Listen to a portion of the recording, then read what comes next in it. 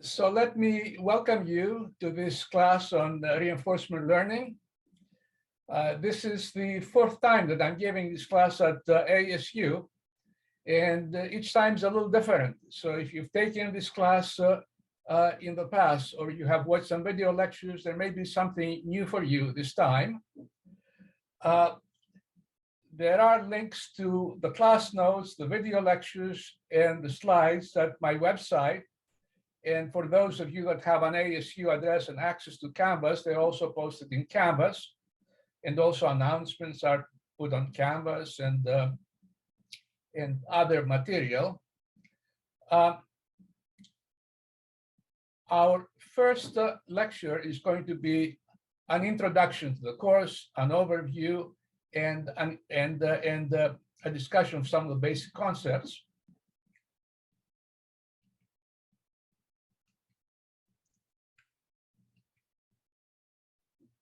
Okay, so here's the outline.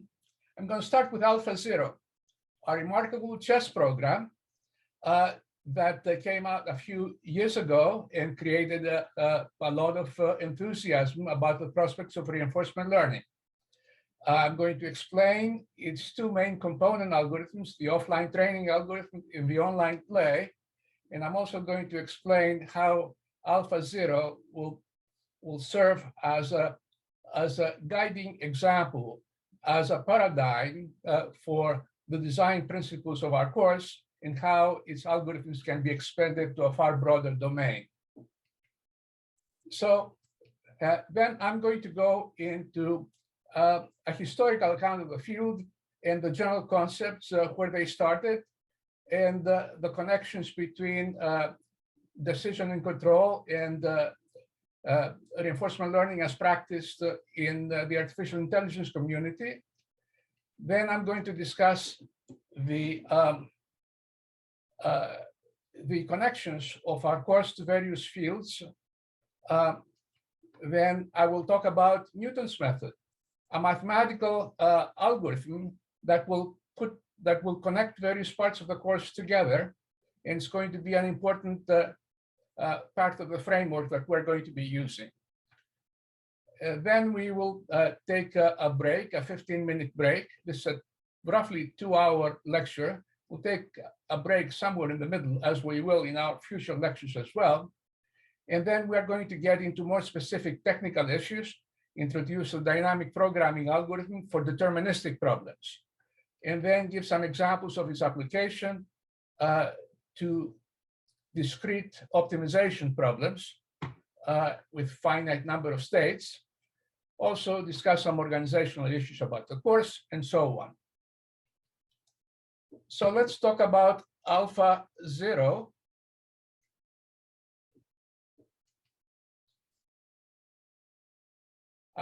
And also TD Gammon, another program. AlphaZero plays chess, TD Gammon plays backgammon. And backgammon is a sophisticated game of strategy as well as chance. These two programs were 25 years apart. AlphaZero came out in 2017 and created a sensation with its quality and originality of play. TD Gammon is also a very impressive program, just as impressive as AlphaZero, came out 25 years ago, and created a lot of enthusiasm at that time about the prospects of reinforcement learning. These two programs are quite similar in their structure, and both of them involve two algorithms. Sometimes people don't realize that there are two algorithms involved in AlphaZero. One is the offline training algorithm that learns how to evaluate positions and also how to generate moves in response to various positions. And this algorithm uses neural network approximations, training for a long time with data, and that's one of the major components. The other algorithm is the online play algorithm. Offline training takes place before the program faces any real opponent. Online play takes is used after offline training is finished, and it plays against opponents like you and me and other computer programs, and it uses multi-step look-ahead, roll-out, cost function approximation, and these two algorithms have strong connections to dynamic programming. The fundamental method of policy iteration, approximation ideas of the reinforcement learning types, such as neural network approximation architecture ideas. And what we will try to do is understand this methodology, the methodology of AlphaZero and TD Gammon, so that it applies far more generally. For example, it applies in control system design, an area that we're going to emphasize, in particular, the method of model predictive control, MPC, and also adaptive control. These are well-established methodologies that have been around for many, many years, and we're going to try to view them in the context of the AlphaZero and TD Gammon algorithms. We will also discuss discrete optimization problems, like combinatorial optimization, the difficult NP-hard problems, and how they can be solved by rollout, an algorithm that's also inherent in these programs, particularly TD Gammon. And we'll explain what that is as we go along. So I'm going to discuss now the online play algorithm of AlphaZero and then the offline training algorithm. Now, the online play algorithm is what you see here in blue. It generates a move in response to a given position, more generally a state of position, state xk. I'll be talking primarily about AlphaZero, but then the same architecture applies to these other programs as well as more general domains. So the blue part is online play, and it uses the results of offline training, which is this red stuff over here. It uses a position evaluator obtained by offline training, and also a player, some kind of a player that has been trained to generate moves in response to positions. And the online player aims to improve the baseline player as follows. At a given chess position, it searches forward for several moves and counter moves through a look-ahead tree, up to a certain length. Then after it reaches the leaves of this tree, it simulates the base player for some more moves, up to a certain number of moves to reach these leaf positions. And then it approximates the effect of the future moves by using the terminal position evaluation. So for any one path along this tree, we have at the end a position evaluator. Now we back up these values to the root, and we obtain a value for every possible move at that position. And we play the best move. So that's how the move is selected. And then we go to the next position, and then we repeat, do the same thing, select the next move, and go on forward. Now, there are several programs. Professor? I'm sorry, yes? Can I ask a question? How is the play of the adversarial player approximated in the look-ahead tree? How is it predicted?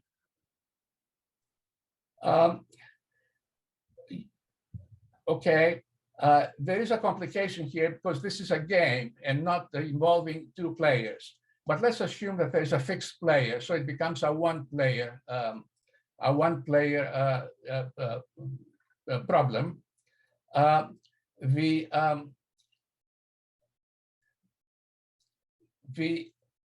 When there are two players, this part, which is called truncated rollout, involves also moves and counter moves, and both players use the base player. Now, one thing to note is that the published version of AlphaZero does not involve this middle part. The reason is that the look-ahead tree in AlphaZero is so long that it is not necessary to have this extra look-ahead. On the other hand, TD Gammon depends very crucially on this middle portion. The reason is that TD Gammon involves a stochastic game, so the look-ahead tree expands very quickly. You cannot have a very long look-ahead tree in a stochastic game. And TD Gammon depends on generating moves in a cheaper way, less expensive way to expand the look-ahead.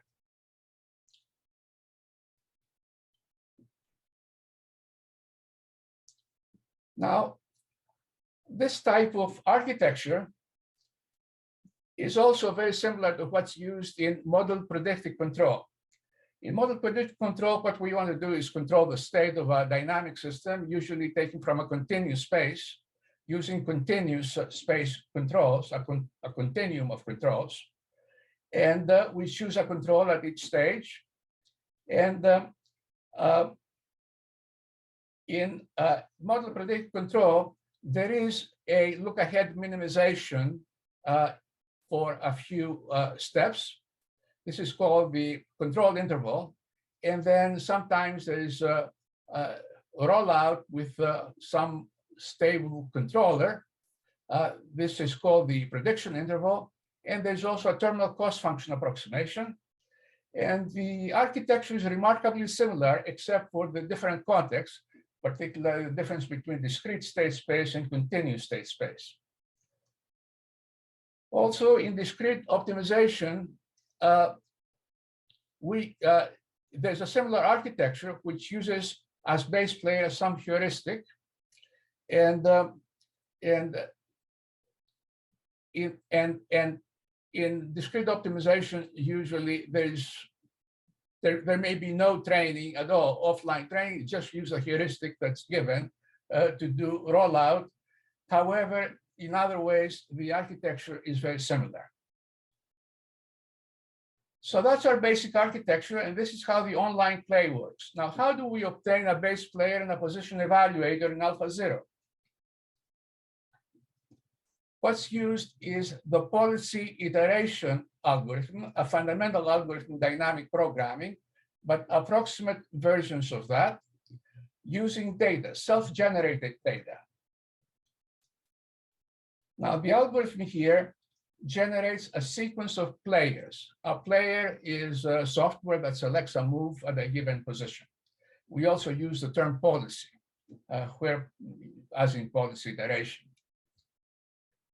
And the idea is that the current player is used to train an improved player, and then the process is repeated with the improved player taking the role of the current player, and so on. Now, policy iteration involves two basic modules: policy evaluation, where the current policy is evaluated, and policy improvement, where the improved policy is generated. And the current player is evaluated by playing many games against itself. And the results of the performance of the current player are represented by using a value network through training. So basically, we get a lot of data, performance data from the current player, and we approximate this by a neural network regression fit, least squares fit, or some other method. But the idea is that we use a neural network to approximate the performance of this base player. And then the current player is improved in this box here by using some form of multi-step look-ahead minimization. In particular, in AlphaZero, there's something called Monte Carlo tree search. And it's an approximation to a full multi-step look-ahead minimization. And so we obtain an improved policy, samples of an improved policy, improved controls, which we fit with a neural network to obtain a policy network which generates move probabilities or generates the best move at any given position. So this is the loop involving a sequence of players. And at the end, we obtain the final player and we give it to the online play algorithm, which uses it for its own software.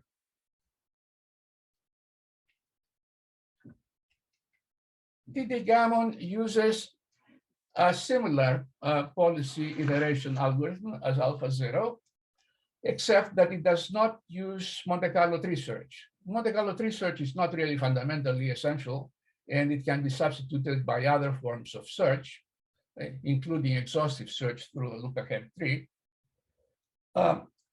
Also, TD Gammon does not use a policy network. It replicates the functionality of a policy network through the value network. And let me not get into that. But fundamentally, the algorithm for offline training is the same as for AlphaZero. Model predictive control and discrete optimization by rollout do not ordinarily use such sophisticated forms of offline training. They use other schemes, sometimes very rudimentary. Okay, so now let me revisit this figure where online play connects with offline training, and give you a major empirical observation, namely that the online player improves often a lot on the offline trained base player. In particular, here's the online player, selects moves, and has a certain performance function. Now, this performance function is much better than what the position evaluator predicts or the base player obtains. This is just a fact. The online player of AlphaZero plays phenomenal chess. By comparison, the base player plays mediocre chess. So there's a day and night difference between these two. And this is an important observation. It says that if you take online play and put it on top of offline training, you can obtain a significant performance improvement.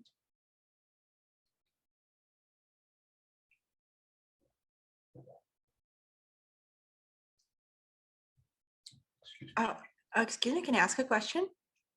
Yes.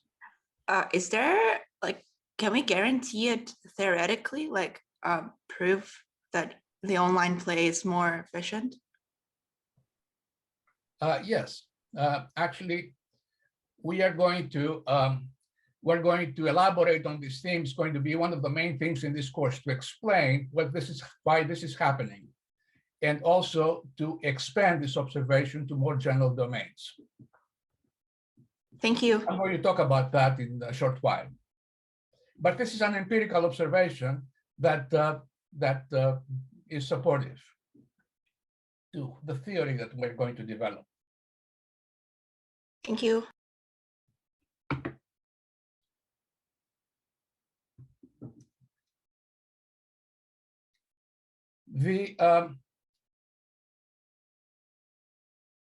Another empirical observation is that in TD Gammon, if you take away this middle portion, then it plays much worse.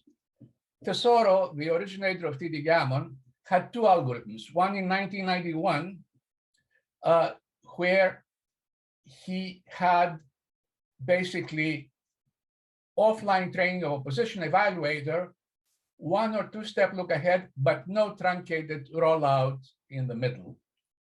And the program that he had was in 1991 is quite impressive, came close to beating the best humans, but on the whole, it had some subhuman performance.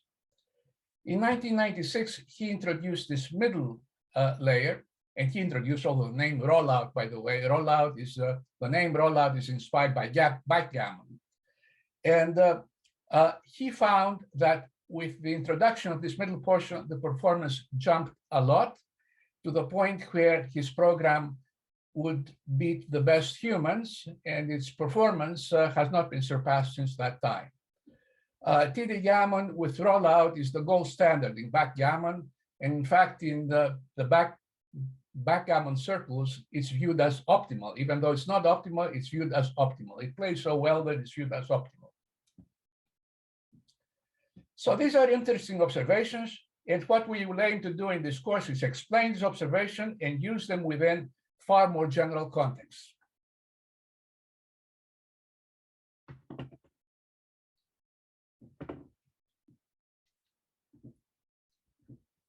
Okay, so what do we aim to do in this course? Well, we're going to try for unification, provide a unifying framework for several areas of large-scale computation. Reinforcement learning as practiced by the AEI community. Approximate dynamic programming as practiced by parts of the optimization and operations research community. Model predictive and adaptive control as practiced by the control systems community, and also part of discrete optimization, combinatorial optimization, as practiced by the algorithms and computer science community. And for this, we are going to rely on dynamic programming, the theory of exact, approximate, and also abstract dynamic programming. We're going to use a lot of visualization in this course, intuitive visualization that's based on concepts of Bellman equations, the Bellman operator of dynamic programming. All of this is also couched in the mathematical theory of abstract dynamic programming. Even though this theory is quite mathematical, fortunately, it admits also an intuitive visualization, and we're going to rely a lot on that for understanding various concepts. We're going to follow from some distance the paradigm of AlphaZero and TD gammon and similar design architectures. We're going to generalize basically their architectures. Finally, there's going to be an important connection with Newton's method. This is the Newton's method that you learn in calculus, but adapted somewhat to the dynamic programming context. Newton's method applied to the Bellman equation, which connects all of the above and also provides the mathematical explanation that one of you asked me just a little while ago as to why online play improves on offline training. Now, in doing so, we're going to aim to bridge the gap between cultures of various communities and also bring to bear the application of reinforcement learning to a very, very broad range of applications.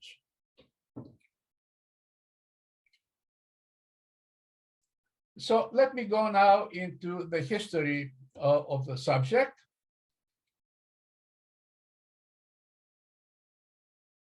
The current state of the art owes a lot to a very fruitful synergy between artificial intelligence and decision and control, and dynamic programming in particular. Now, exact dynamic programming is a very old field. It dates to the 50s. You'll hear the name of Bellman as being the father of dynamic programming, Shannon, the father of information theory, and also, incidentally, the father of computer chess. And there's a very, very extensive theory around dynamic programming, which has been developed over 60 years or more. Reinforcement learning was a sort of a languishing field in artificial intelligence until the 80s. And then people that were working in this field discovered that a lot of what they were doing could be explained in terms of dynamic programming ideas. So there was a confluence of ideas in the late 80s and the early 90s. And it generated a lot of interest. But all of this would probably have not amounted to much, except that in the early 90s, there were these backgammon programs of Tesoro that were very impressive and created a lot of enthusiasm, focused a lot of attention on reinforcement learning and dynamic programming ideas. And a lot of people got into this field. I got into the field because I was so impressed by Tesoro's programs. So the 90s was a very, very active area. There was algorithmic progress, new algorithms were invented, all the algorithms were understood. There was many applications were considered, and the first books came out in the mid-90s. Then as time went on, there were some mega trends that occurred. Machine learning became very big in the 2000s. Big data became using data to solve complicated problems, became very popular. Robotics became very active.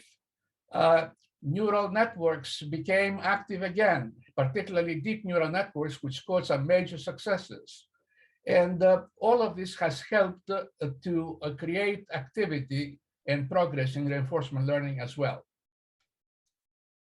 Finally, in 2016, there was the AlphaGo program. In 2017, the AlphaZero program that really propelled the field to the forefront. And reinforcement learning now is a very hot field, and I'll explain why this is so. But before I do that, let me also mention that there were quite a few complementary ideas that combined around the synergy between the two fields. Both fields had a lot to contribute. One is the artificial intelligence idea of learning through data and learning through experience. The idea of simulation was very important, was unknown in dynamic programming. Using simulation and also model-free methods in dynamic programming was something that was unknown at that time. Various ideas around approximations or representations using features, neural networks. These were contributed by artificial intelligence. And then various heuristic ideas, A*, games, and so on. At the same time, decision control provided a lot of the mathematics and a lot of the fundamental concepts, the principle of optimality, the theory of Markov decision problems, or partially observed Markov decision problems, the algorithms of policy iteration, value iteration, and so on. So all of this was very synergistic, and each field borrowed from the other very significant components to supplement what they were what they have been practicing. So now back to why the field has become important.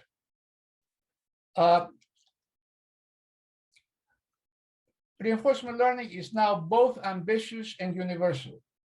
By this I mean that it applies to a very broad range of problems. This is true for exact dynamic programming. It applies in principle to deterministic problems, stochastic problems, combinatorial optimization problems, which are discrete, have a discrete state space, optimal control problems that have an infinite state and control space, problems involving one decision maker, or problems of two-player games. However, exact dynamic programming has some major difficulties. The curse of dimensionality, which refers to the exponential explosion of the computational requirements as the dimension of the problem increases. And also a second curse, the need for a mathematical model. In order to apply exact dynamic programming, at least in the older days, you needed equations guiding, representing the dynamic of the system. You need probability distributions. And these equations were hard to obtain in practice. Now, approximate dynamic programming and reinforcement learning overcomes these two difficulties in two ways: by approximation, using neural network and other approximation architectures to reduce the dimension of the problem, and also using computer models in place of mathematical models. Computer models that are based on simulation, emulating the dynamics of the mathematical model through a computer. Of course, a computer model also realizes a mathematical model, but it can realize models that would be very, very complicated and very difficult to write down and understand mathematically. So in some cases, it is very, very convenient to use a computer model in place of a mathematical model. And simulation and computer models are part and parcel of reinforcement learning.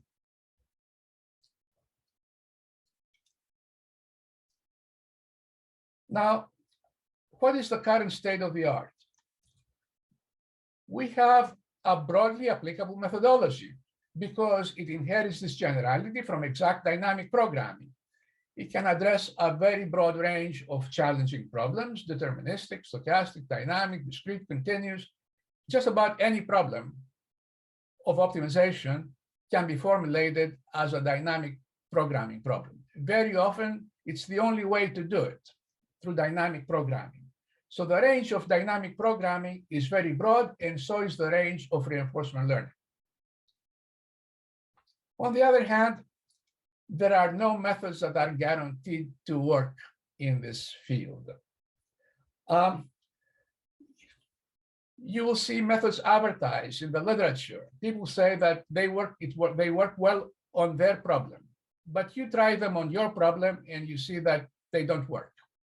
Now, there may be a variety of reasons for this. It may be that the method is not suitable for the problem. It may be that your problem is very challenging. It may be that you're not implementing it right and you need to tweak it.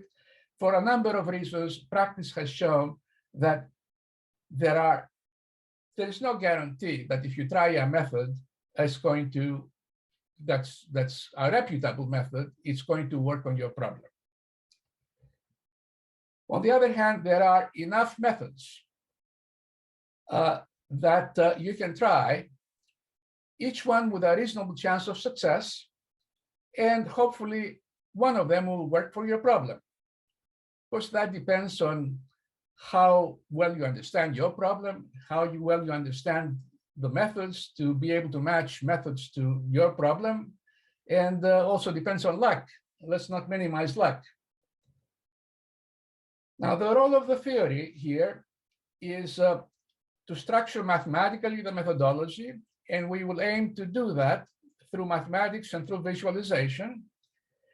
And the theory there's a lot of art in this field.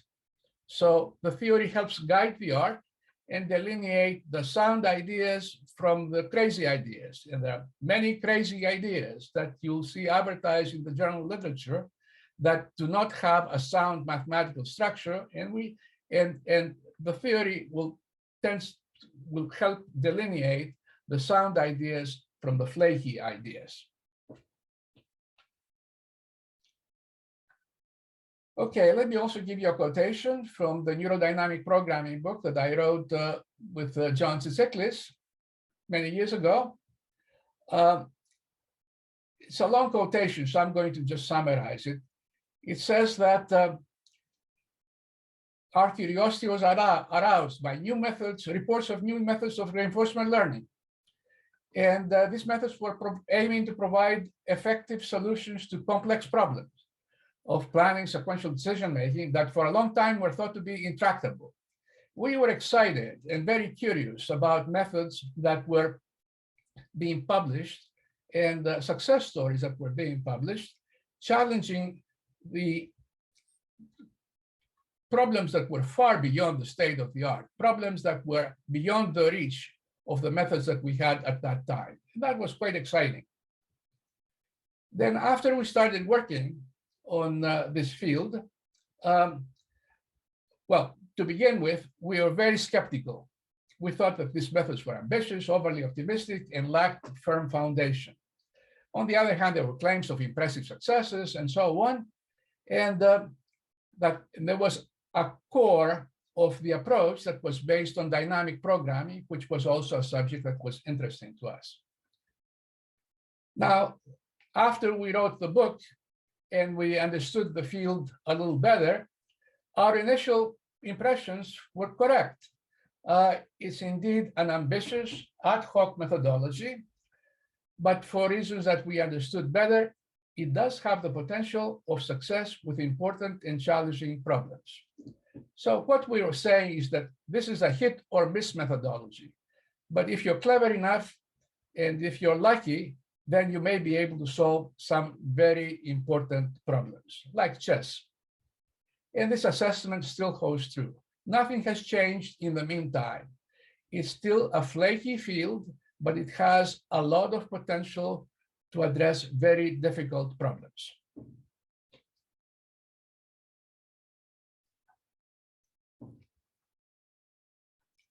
Okay, so let me say a few things about the connections to various fields.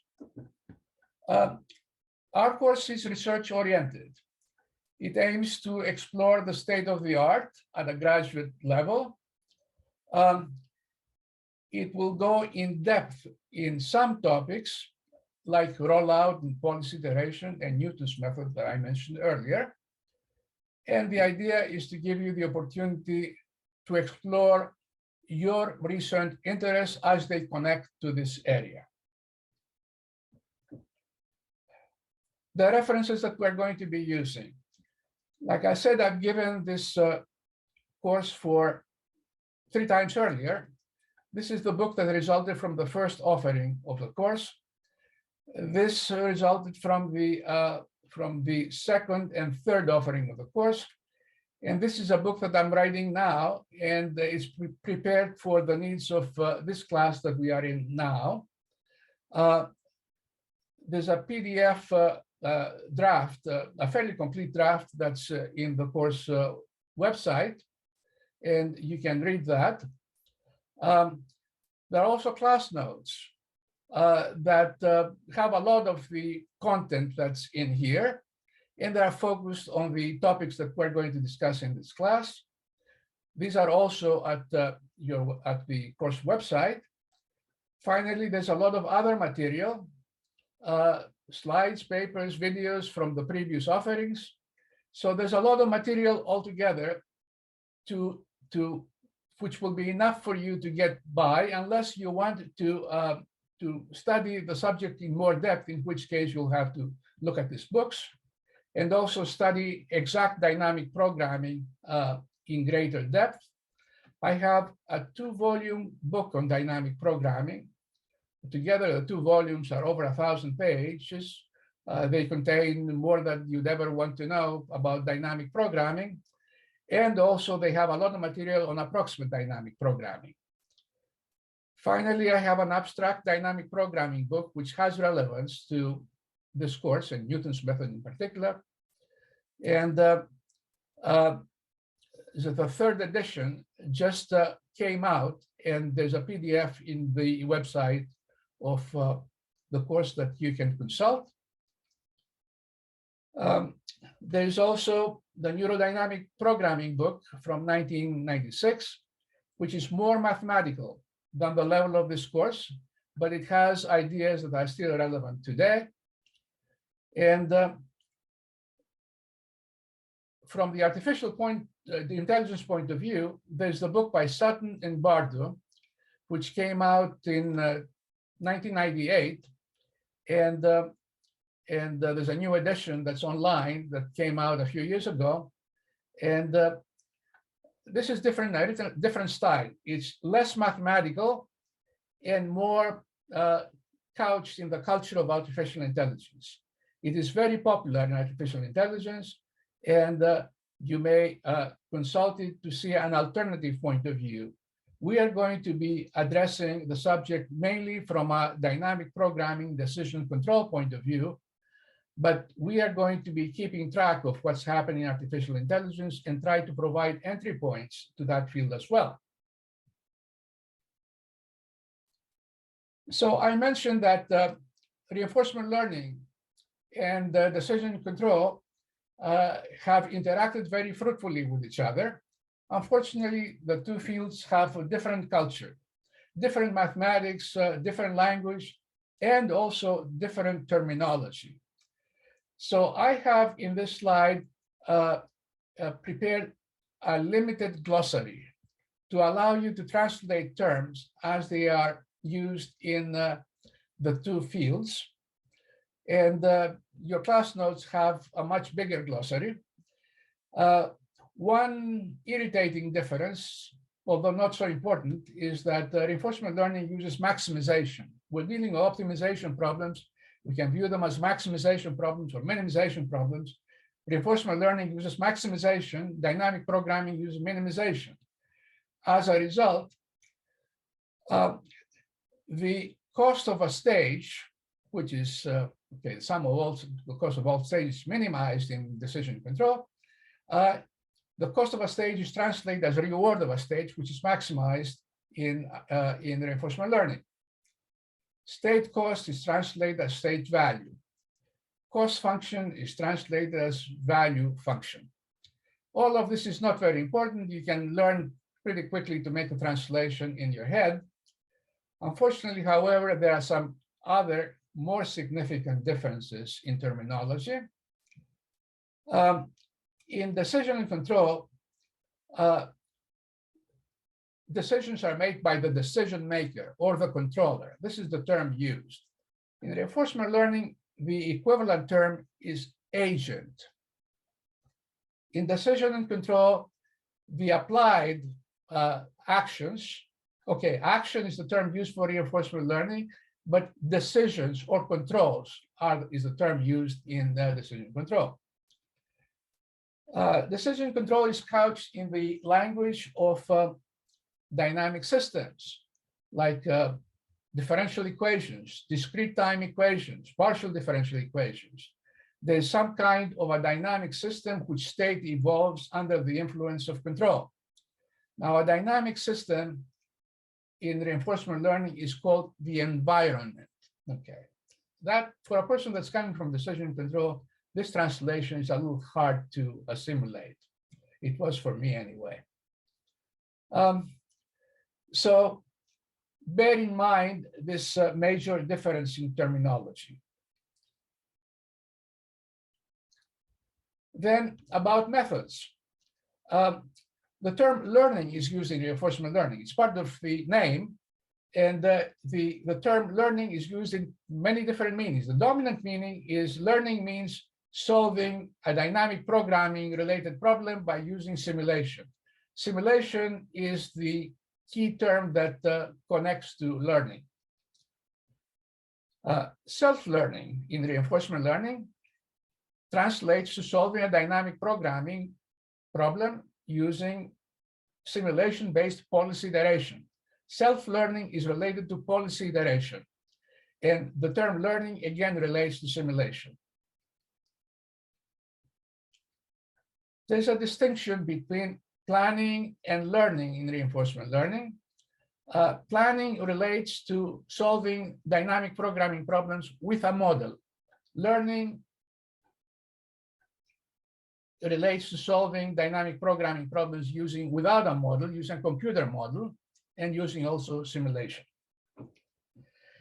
So bear this in mind, and also the fact that the term learning is used very loosely, often in this field, with many different meanings. Unfortunately, there's still some further discrepancies that are annoying between reinforcement learning and decision control, and they have to do with notation. We're dealing with dynamic systems here, where we go from one state to another state using some kind of a dynamic process. Reinforcement learning uses transition probabilities. Their notation is as follows: P of S, A, and S prime.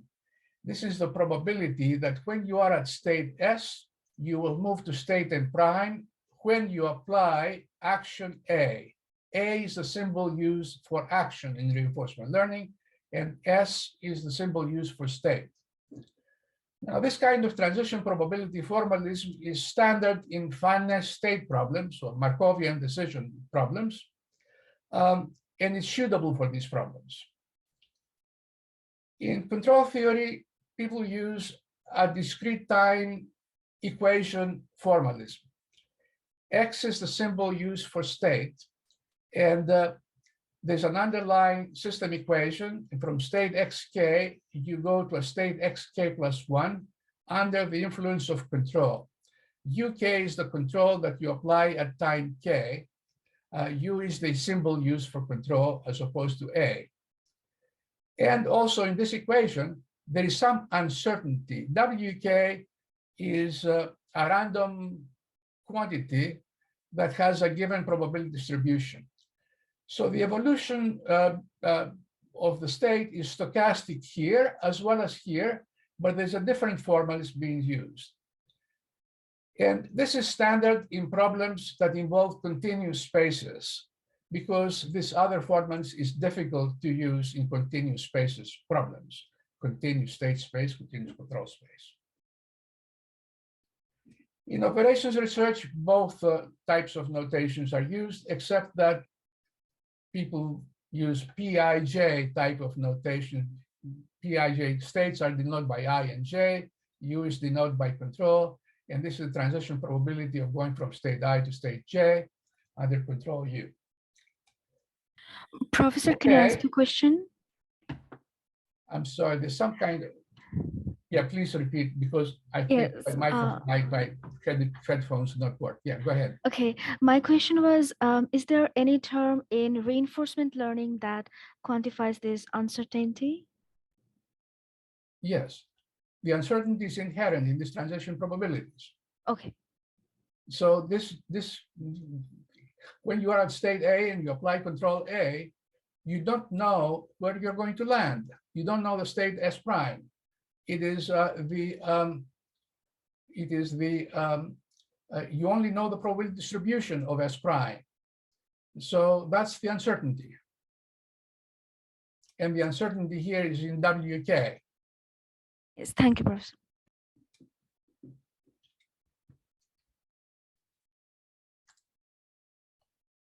Now, the important thing to note is that these two notational systems are mathematically equivalent. Anything that you can do with one notation, you can do in the other notation. It's just a matter of what's most convenient. And transition probabilities, generally speaking, are cumbersome for deterministic problems. If you have a deterministic problem, there's no uncertainty. From a given state, you apply a certain control, the next state is certain, is determined. It's not subject to any uncertainty. So there's no probabilities, really. And to start with probabilities as the basis of your dynamic system is just bad. It doesn't work. It's very inconvenient. And similarly, if you're dealing with a continuous space problem, using transition probabilities is mathematically very complicated. It takes you to mathematics that you don't really want to go, the mathematics of continuous probability spaces, measure theory, concepts that are difficult to deal with. On the other hand, system equations are cumbersome for finite state problems.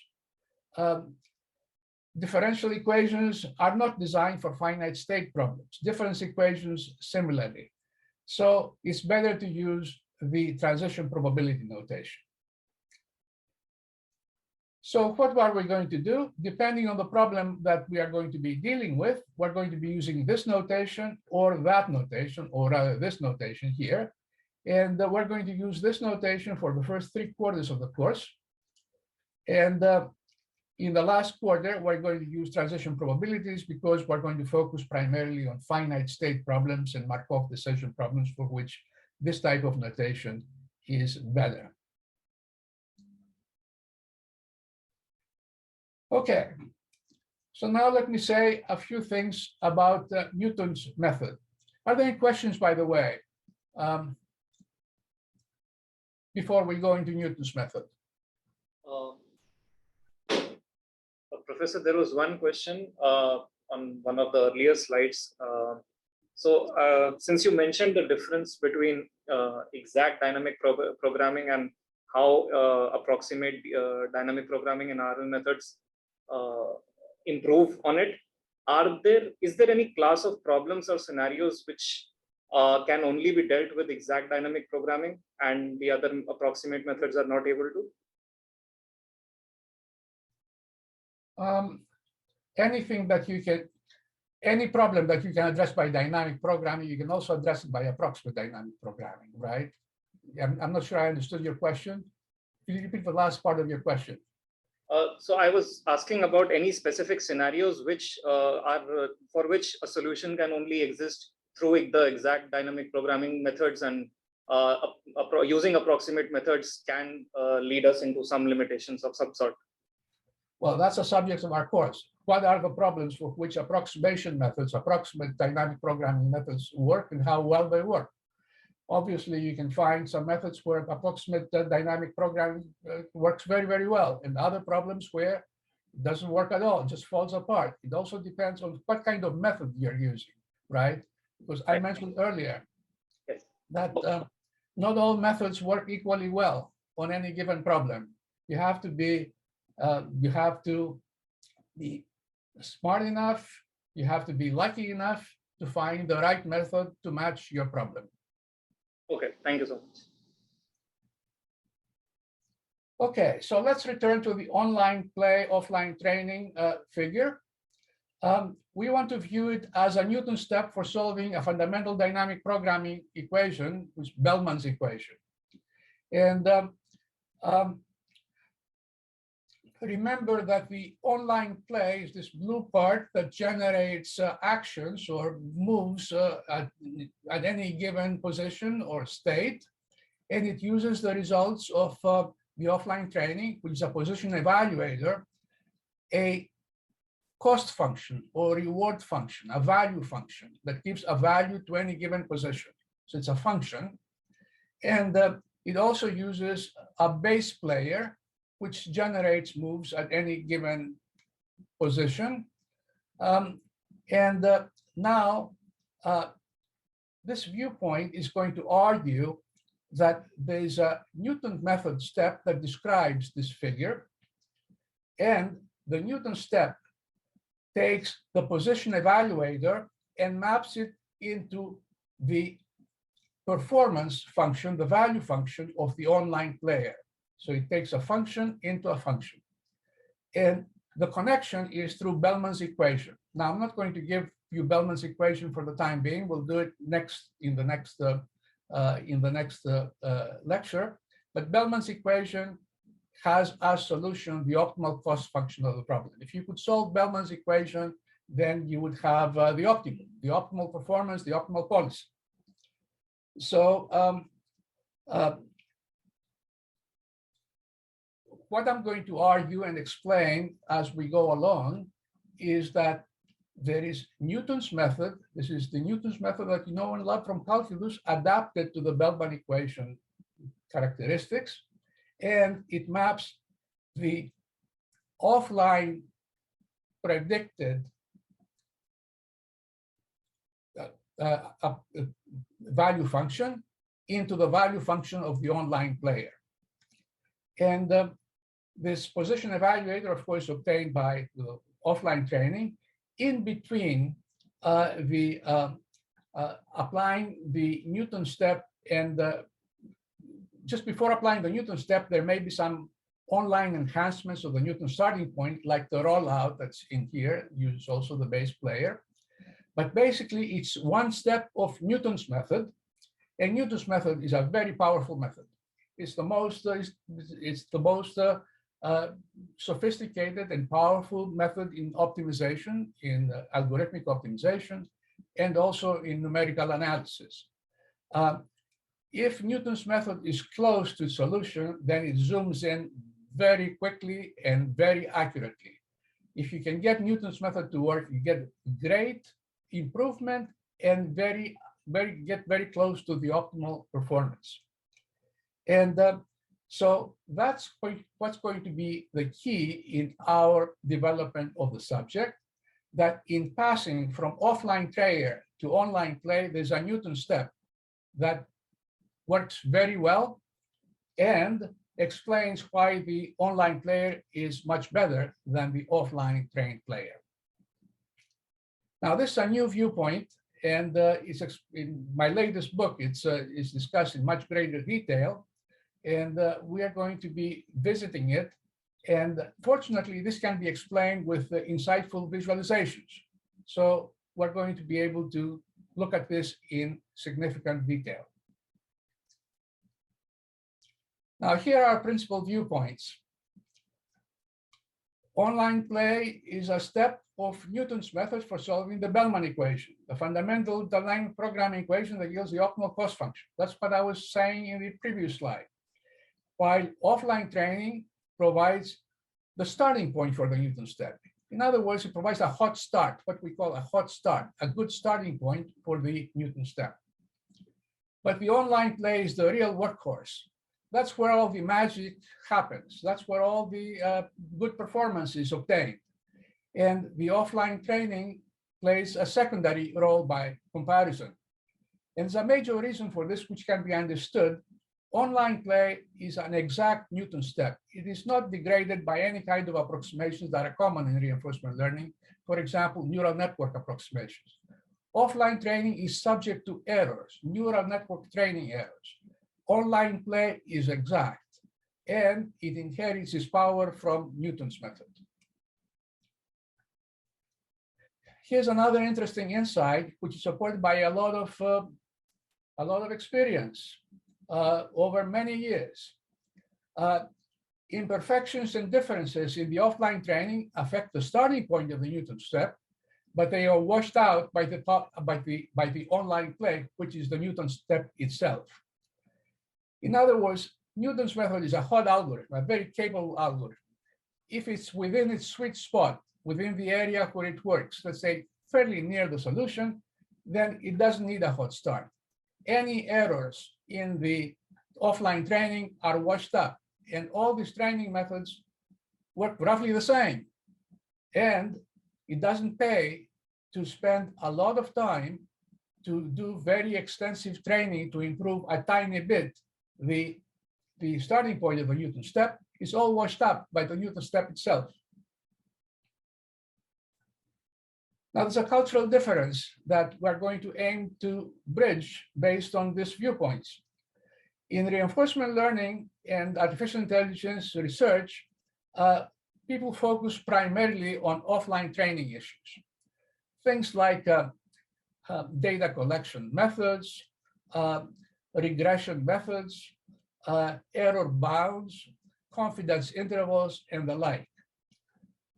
On the other hand, in control theory, model predictive and adaptive control, research is focused primarily on online play and also stability issues, whether the system that you obtain is stable.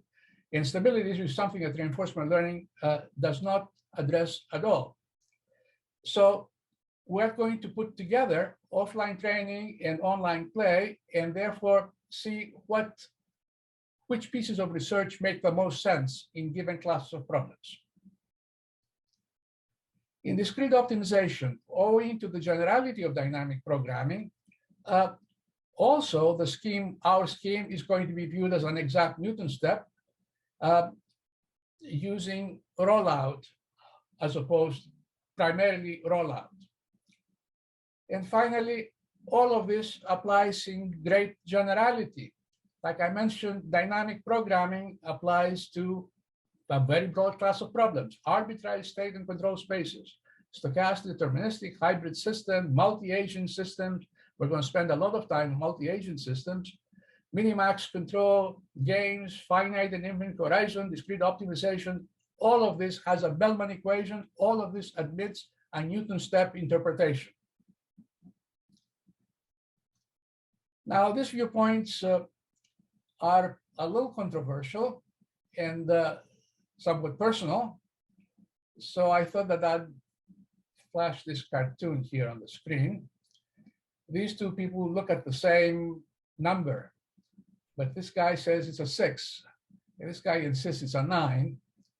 So it depends where you stand as to what the truth that you see is. And this has some relevance to our course this semester. Okay, so now let's take a break, a 15-minute break. We'll come back in 15 minutes. We're going to do this with every lecture. That will help you catch your breath and me also. And we can think about issues relating to the first half of the lecture.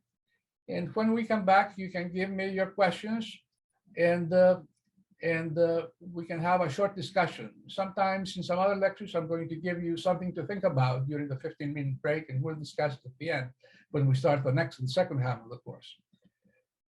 So we're going to break here, and we will get back in 15 minutes, which should be 5:50 in Arizona and 7:50 in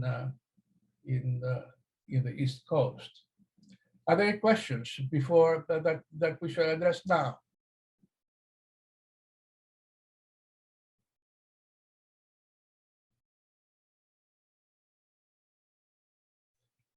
Okay, so we'll take a break. I'm going to unshare my screen, and we'll meet in 15 minutes.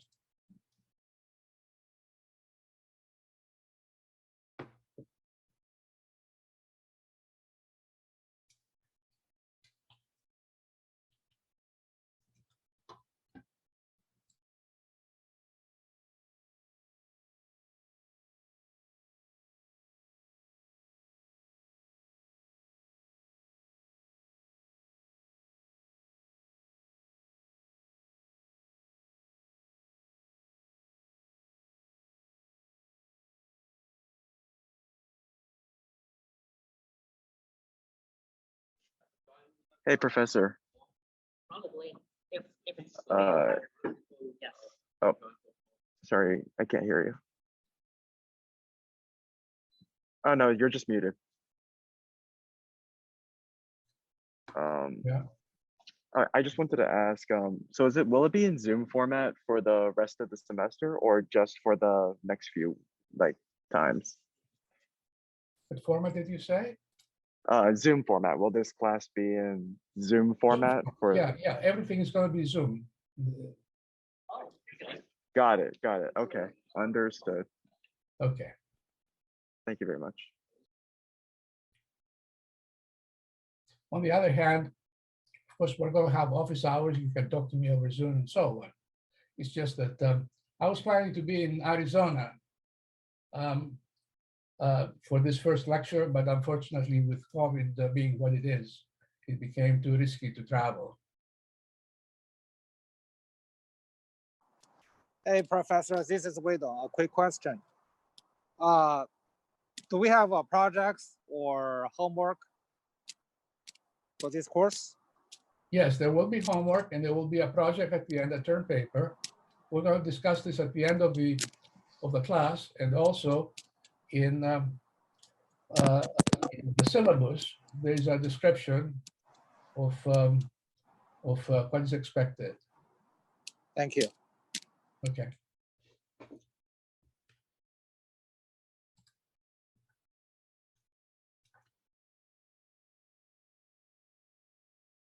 Okay.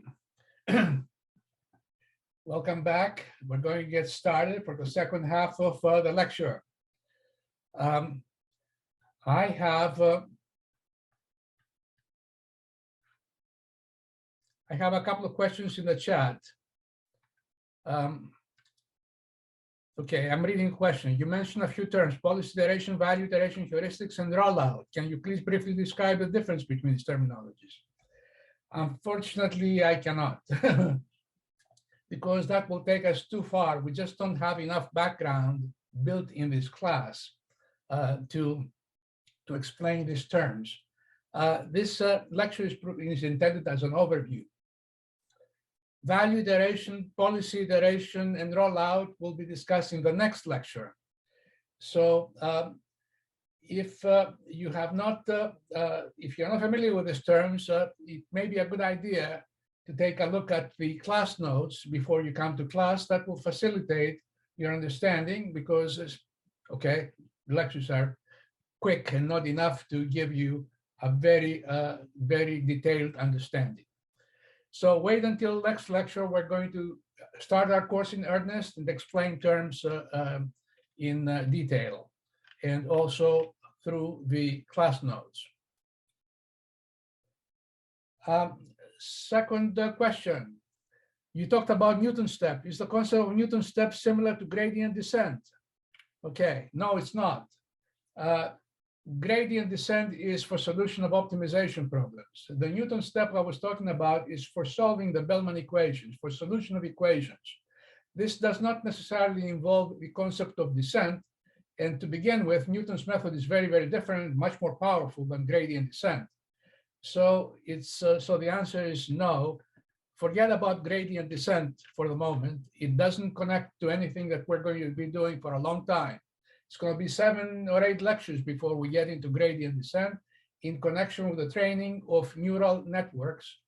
But for the moment, there's going to be none of that. Does this answer your questions? Or are there any other questions?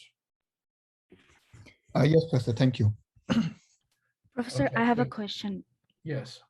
I know you have already mentioned that in the rollout stage, we basically do some look ahead simulations, but isn't that the same thing we're doing in the look ahead trees as well?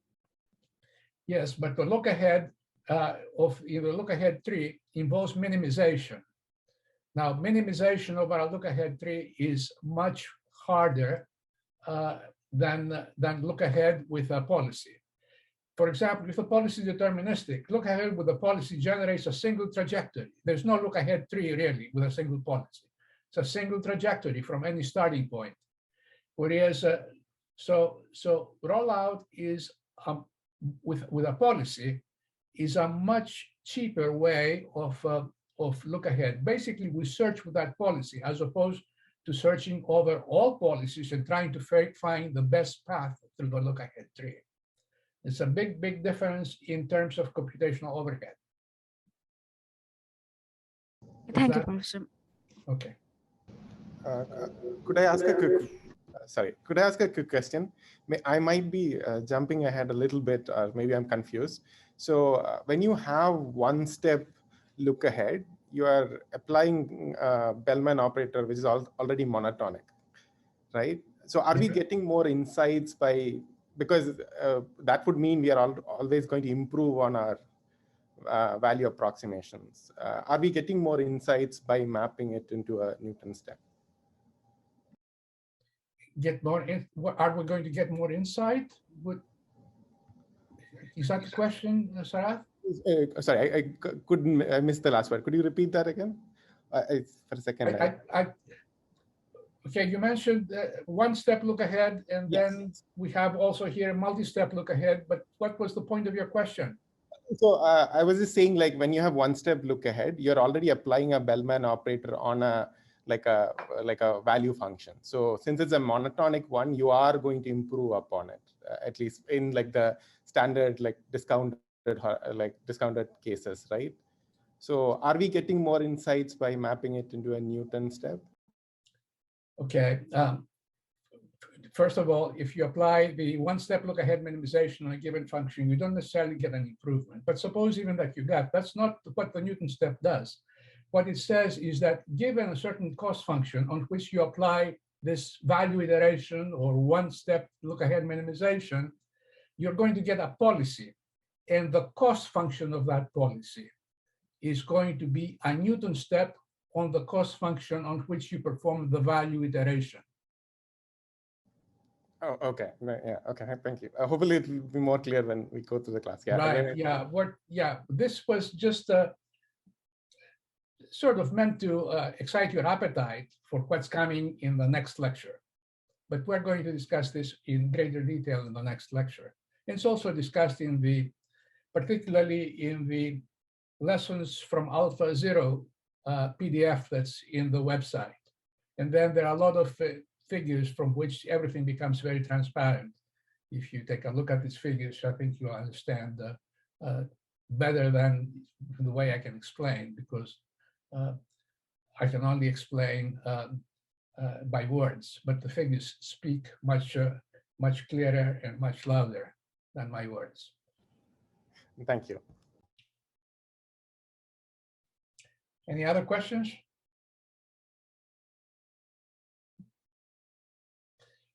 Okay, so let's go into dynamic programming.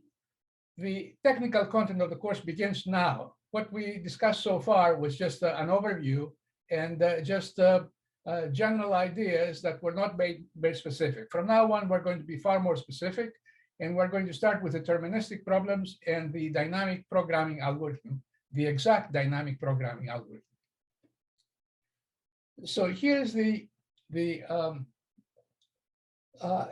model that we're going to be using. We have a system that evolves according to some discrete time equation. Xk denotes the state of the system, and the state can take values in any space. It could be a discrete space, a finite set of states, or it could be a continuous space, like a Euclidean space.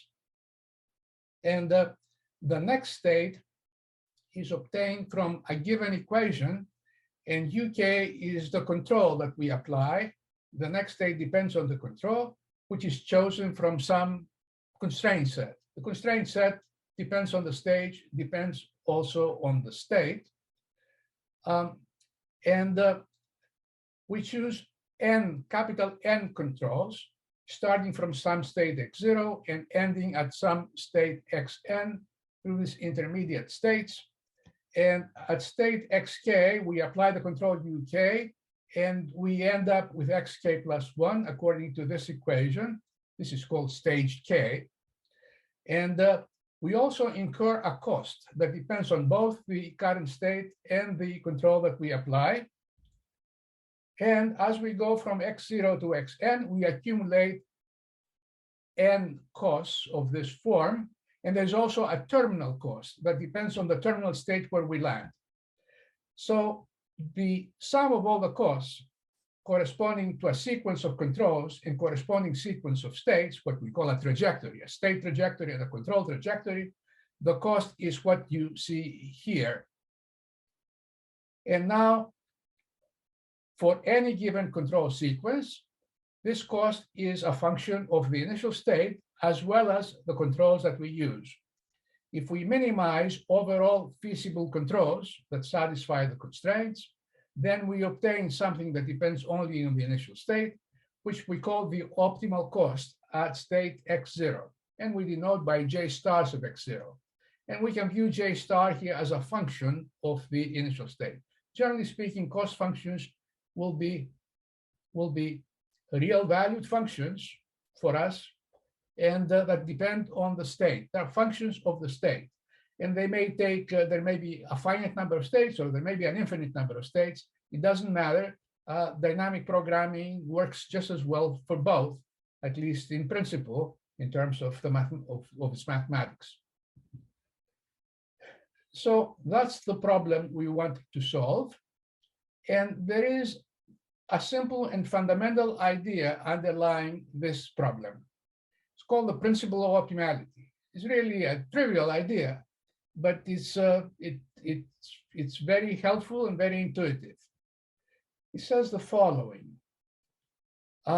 Let's consider an optimal control sequence that starts at some state x0, goes to the end, and it goes through a number of states. And let's say that at the beginning of stage k, it goes through xk star, some state xk star.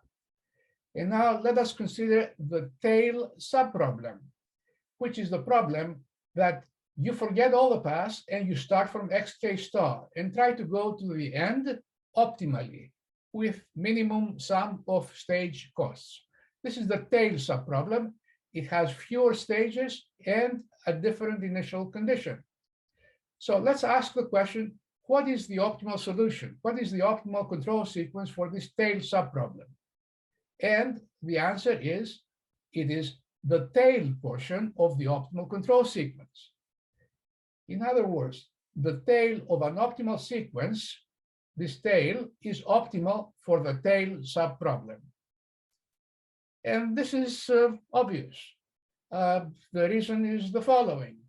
If there was a better sequence for the tail subproblem, then we could concatenate it with the initial optimal sequence and get something that's better for the overall problem. So that's the justification of the principle of optimality. If you And that's what analytically this says. Let this be an optimal control sequence with corresponding state sequence. Consider the tail subproblem that starts at xk at time k, minimizes over the corresponding controls that start at time k. This cost to go that starts at xk star and goes all the way to the end. Then the tail optimal control sequence is optimal for the tail subproblem. To give you an example, suppose that you're considering going by car from Boston to Phoenix. And let's say that the optimal route goes through St. Louis. And let's consider another problem, the tail problem that starts at St. Louis and wants to go optimally, a minimum distance route from St. Louis to Phoenix. What would be that? Well, it would be the tail portion of the optimal route from Boston to Phoenix, the tail that starts at St. Louis. So that's sort of a manifestation of principle of optimality for this problem. Okay, now this very simple idea, we're going to leverage it to construct an algorithm, the dynamic programming algorithm. Here's the idea. We solve all the tail subproblems of a given time length using the solution of all the tail subproblems of shorter time length. In other words, in dynamic programming, we solve all the tail subproblems starting from all possible states. However, the solution of the tail subproblems of a longer, of a given time length is obtained easily from the solution of the subproblems of shorter time length. And why is that? Okay, let's consider the tail subproblem that starts at state xk. Now, it involves a sequence of uk plus 1 all the way to un minus 1. How can we solve that, assuming that we have solved the subproblem at all states, the tail subproblem of all states, at all states that start at time k plus 1? Well, we consider all possible first stage controls that takes us to some state xk plus 1, and then use this principle of optimality and the optimal sequence for that tail subproblem. So we consider every possible uk, solve the tail subproblem that starts on the next state, and this gives us the cost of uk, of using as first control uk, and then we optimize over all possible uk. Now, mathematically, this is the following algorithm, the dynamic programming algorithm, which produces the optimal cost of all the tail subproblems starting at any intermediate state. We start at the very end. The tail subproblem at any terminal state is just the terminal cost, trivially, and then we go backwards. We go to x to j, compute jn minus 1, jn minus 1 star, jn minus 2, and so on, all the way to j0 by using this algorithm. This is the optimal cost of the tail subproblem that starts at xk. What we do is we look at the first stage and then use the optimal solution of the tail subproblem that starts at time k plus 1 at the state where we land after we use uk. And we minimize over all possible controls at state xk, and that gives us the optimal cost of the tail subproblem at xk. Going back n stages all the way to compute j0 of x0 of the given initial state will give us the optimal cost of the tail subproblem that starts at the initial state, which is the optimal cost of the overall problem. So this is dynamic programming algorithm. Starts with this initial condition, then calculates jn minus 1 star as a list of numbers, each number giving the optimal cost at each state xn minus 1. From that list, we go back one step, obtain another list for jn minus 2 star, jn minus 3 star, and so on. So we're going to see examples of this algorithm. However, once we have computed this jk stars, which you can view as some sort of offline training, okay? How do we construct the optimal controls that correspond to these J stars? Well, here's how we construct the optimal control sequence. At the initial state, we have already computed J1 star. We do this calculation, and this gives us a control, U0 star. That's what we apply at X0. And that takes us to the next state, X1 star. And then we repeat this calculation to obtain U1 star and also the next state, X2 star. And we go forward one step at a time, each time using this optimal cost function that we have computed earlier by offline training, so to speak. And we do essentially online play by generating forward the optimal control sequence. Okay, so conceptually, it is straightforward. Computationally, it may be very difficult because the number of states may be very, very large.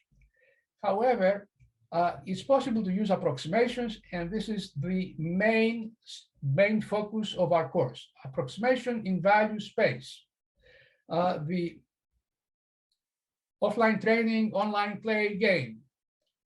Instead of JK star, which is very difficult to compute, we use some approximate function, J tilde K, J tilde n-1, n-2, and so on.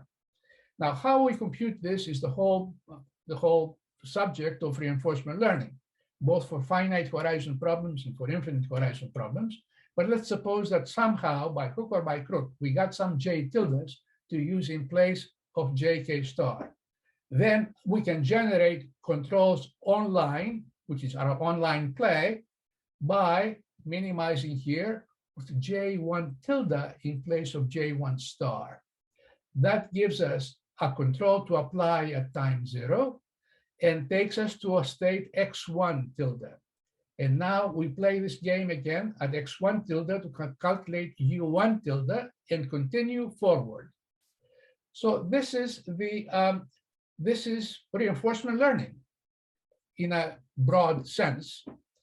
If you can calculate some J tildes, that's how you would calculate suboptimal controls online.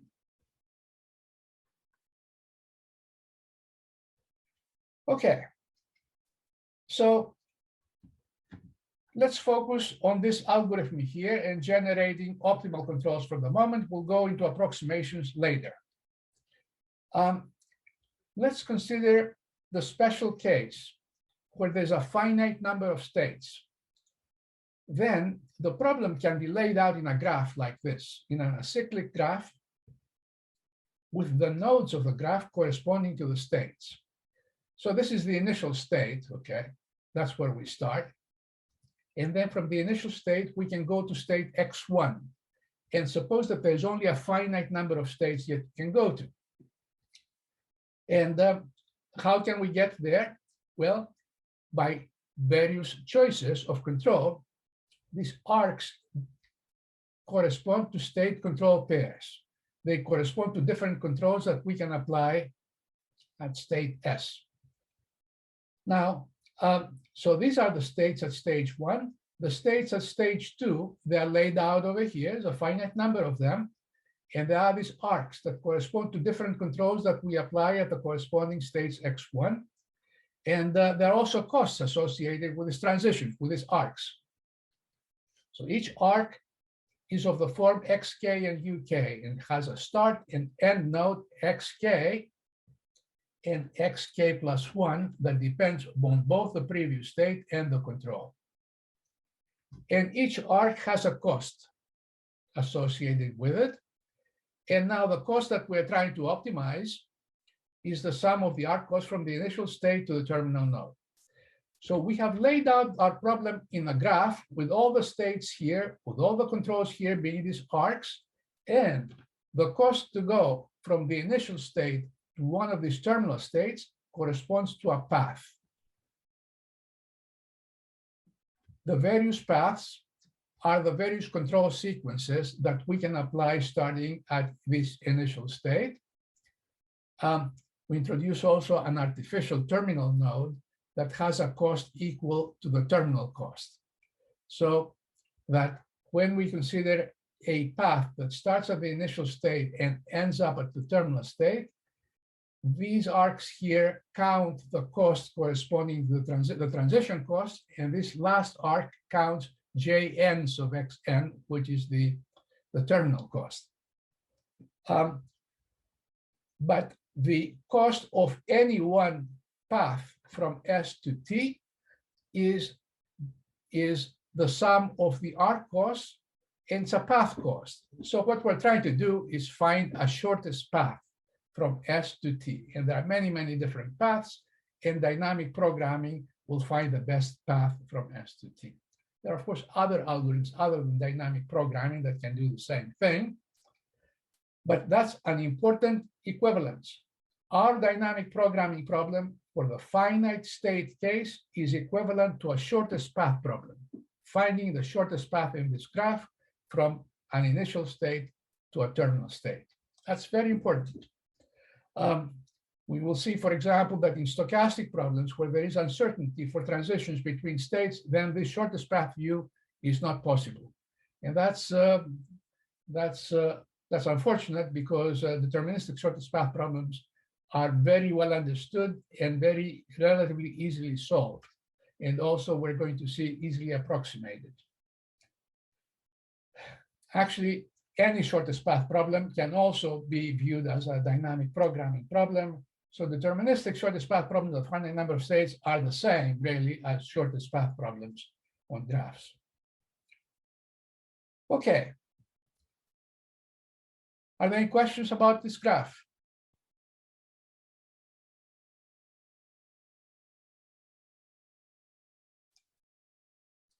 Okay, so let's go now into some examples.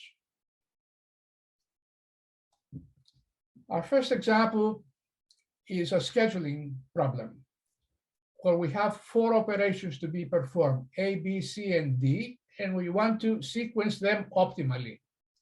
Now, there are costs associated from going from one operation to the next in particular, and these costs are laid out in this graph. To go from A to apply B after A, it costs you 2 units. To apply C after A, it costs you 3 units. These numbers here give the cost of transition from one operation to another operation. And there are some constraints also. A must precede B, okay? You can't perform operation B before performing operation A. There's also the constraint that C must precede D. So now we want to find a schedule like A, B, C, D, or F, C, B, D, or whatever that satisfies the constraint and minimize the total cost. How do we formulate this as a dynamic programming problem? Well, we have to choose the states, we have to choose the controls, and the other, and the cost, and so on.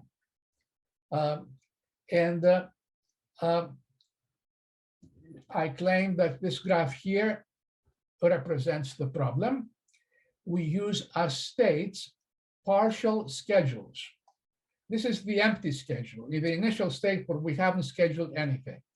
This is the schedule that involves only one operation. There are only 2 possible, A and C, because the others are not eligible. On this column here are the schedules that involve scheduling the first 2 operations, 3 operations, and then the 4th operation. Once you choose the first 3 operations, the 4th is determined. So, for example, after choosing A and then B and then C, you can only choose D. And these numbers here at the end correspond to the cost of the remaining operation. So the cost of using D, of scheduling D after after C is 6, and so on, all these numbers that you see. So the entire problem has been mapped out on this dynamic programming graph, and it has to do with dynamic programming because these are the states, the initial state, the states of stage 1, stage 2, and so on. And the controls are given by these arcs. The costs are recorded next to the arcs. And we want to find a path from the empty schedule to some feasible schedule, such as the sum of these numbers is minimized. It's a shortest path problem. So we're going to solve this by dynamic programming, and the idea is to break it down into smaller pieces, tail subproblems. The trivial final tail subproblem at stage 4 is this, and then a problem at stage 2 involves this tail subproblem. At stage 3, it involves this tail subproblem, and so on. And at initial state 0, we have the original problem. The tail subproblem is the original problem. So as in dynamic programming, we start from the last solution, decision, and go backwards, solving tail subproblems. Okay. So now, the final tail subproblems give you these red numbers that you see here, okay? They're just the terminal cost. And now let's look at the typical stage 2 subproblem, and let's say at this state here. What we do is we look at the first transition cost and then add the optimal cost of the corresponding tail subproblem. So here we have to compare 2 plus 1, which is 3, and 4 plus 3, which is 7. And 2 plus 1 wins. We record this optimal value of this tail subproblem right here. It's in this purple box. We do the same thing for every state of this stage. For example, at this stage, we compare 4 plus 1 and 6 plus 3. 4 plus 1 wins. We write this number down. Here, we don't have to make any comparison because there's only one option. So it's 3 plus 6 is 9. We still record it.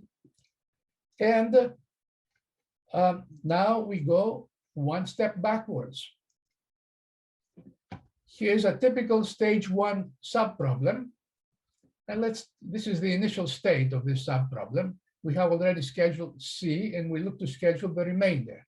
Instead of going all the way to the end and compare all the possible schedules, it's sufficient to go only one step forward because what remains has been already calculated.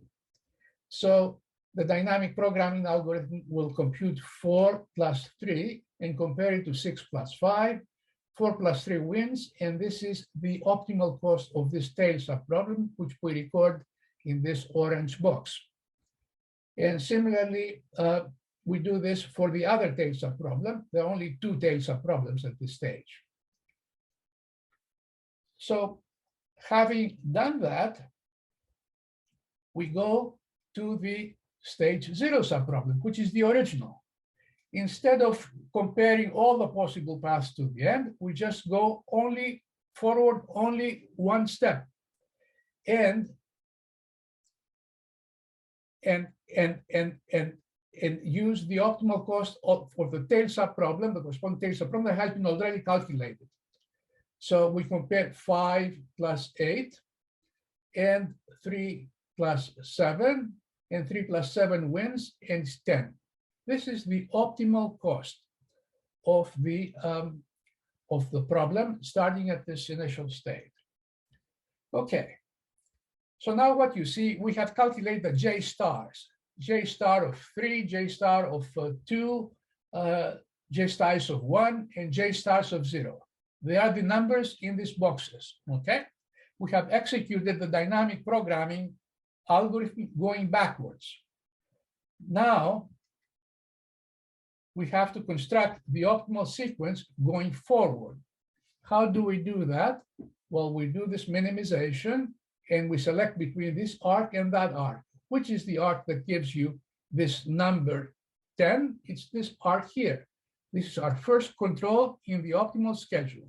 We schedule first operation C. And now we compare these 2 operations to add to C, A and D, and we look at, we use the results of the offline, of the J2 start calculation, the tail subproblem calculation.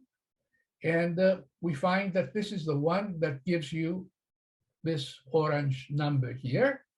So that's the second control in an optimal sequence. And we go forward again. We use these red numbers to calculate the cost of B, adding B, or adding D, and this one wins. So whereas the offline calculation took a long time going through all the states, think of a much bigger problem, going forward is not so difficult, okay? It requires only selecting one arc for each stage. But in any case, this is the way the dynamic programming algorithm would compute the exactly optimal sequence and the exactly optimal costs. Now, if you were to do reinforcement learning, which I would not recommend to do on a simple problem like this, you would have some J tildes instead of J star to replace this red box numbers, purple box number, and so on. And you would do this forward calculation using the approximations to these numbers. But we're not going to get to that in the moment, for the moment, or into the question of how do you compute this J tildes. Okay, so what we did is apply dynamic programming to this very simple scheduling problem. Are there any questions about that?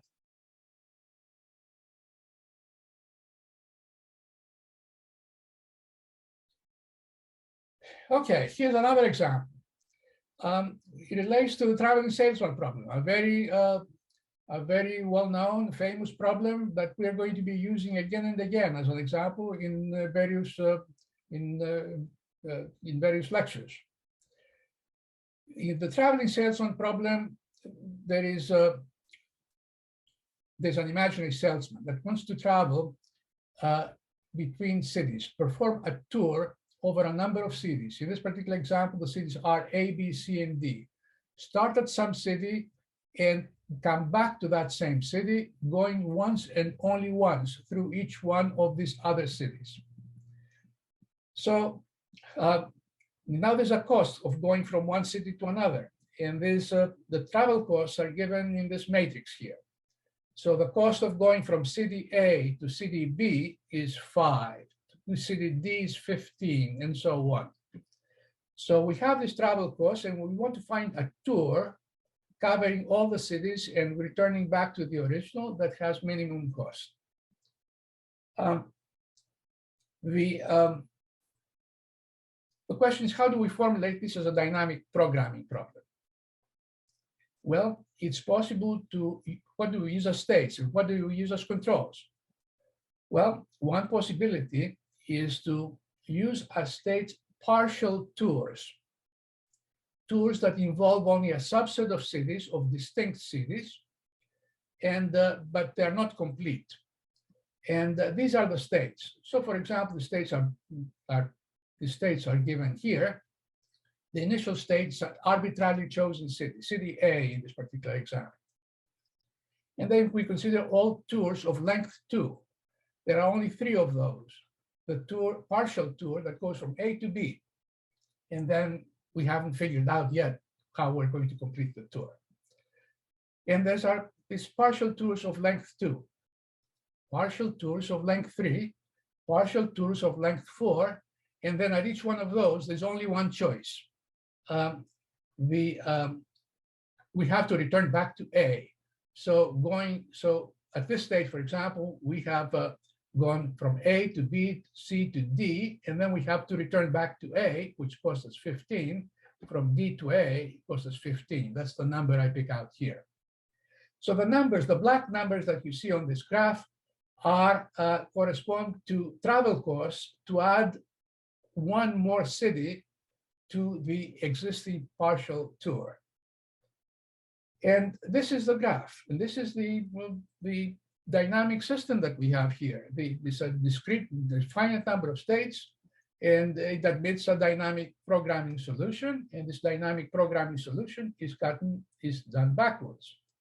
Now, okay, so this is the terminal state, and at these states, we have no choice. There's only one city that we can add, namely A, and the corresponding costs are what you see here. They are read from this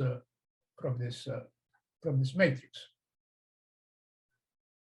And now having a tour of 3 cities, there's also only one choice to add before duplicating, so that you don't duplicate a certain city. So there's only one choice, one arc in this graph, and the corresponding costs are obtained from this matrix in the obvious way.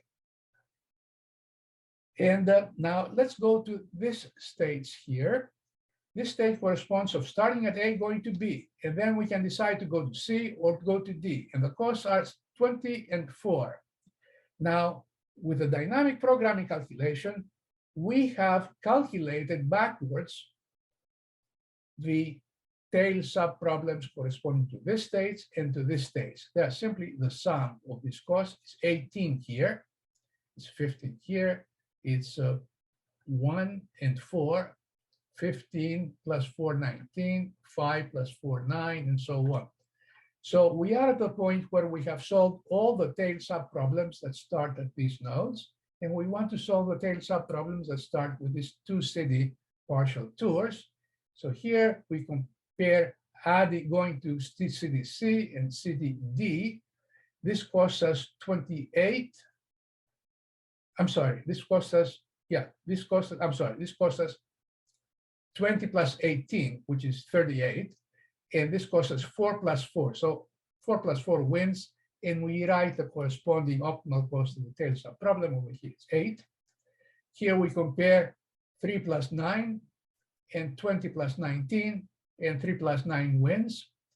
And note that here I have, as I do this calculation, I have also marked the corresponding optimal arcs, which is helpful if I want to navigate forward later. Similarly, here I calculate the optimal cost of the tail subproblem starting at this partial tour, and it is okay, it's 25. And now I go back to the original state, the initial state, and the corresponding tail subproblem. I compare 5 plus 8 is 13, 1 plus 12 is also 13, and 15 plus 25, which is 40. So what wins is this arc here, this control here, but this control is equally good.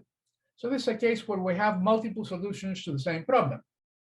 And we can generate the solutions by going forward along the arcs that attain the minimum in the calculation. So this is the offline training, and this is the online play. And ordinarily, it would generate only one path, but I could generate all possible paths. In this particular case, the 2 optimal paths that you see here in red. Now, when we talk about rollout later, we're going to use this traveling salesman problem as an example. And instead of using the exact red numbers, which would be very hard to calculate in a large traveling salesman problem, because it's an exponential explosion of the number of partial tours at each stage. Here, there's only 4 cities. We can write down on a single page. But imagine if you had 400 cities, it would be an astronomical number of partial tours to compare.